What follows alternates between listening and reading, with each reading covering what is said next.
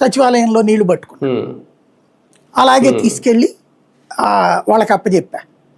ఈ private labs ఉంటాయి కదా, ప్రభుత్వానికి వాళ్ళే అవుట్ సోర్సింగ్ కింద ఇస్తారు. అదే ప్రభుత్వానికి నివేదికలు ఇచ్చే ల్యాబ్ దగ్గరే ప్రైవేట్ శాంపుల్ కింద ఇచ్చా.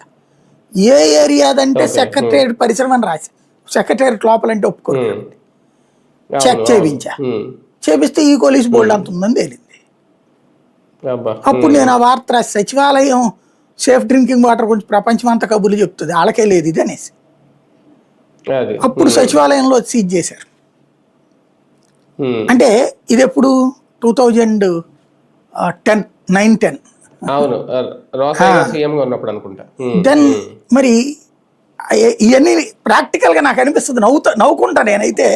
అంటే కొంత ఈ సాధారణంగా ఏంటంటే వయసులో ఉన్నప్పుడు మేము అంట చేసామంటే పోరా సుత్తి అంటారు ముసలాళ్ళు. ఇప్పుడు ఇవన్నీ మన జీవితంలో అనుభవం చూసినప్పుడు ఇవాళ చూస్తుంటే నాకు ఈ పాలది ఉంది. అరే మన కళ్ళెదురుకుండా ఇదివరకు మనం గేదె పాలు తీసుకునేవాళ్ళం, ఇప్పుడు ఆ గేదెల పాలు మనకి రావట్లేదు. ఇప్పుడు గేదె పాలని బోర్డు పెట్టి అమ్ముతున్నారు.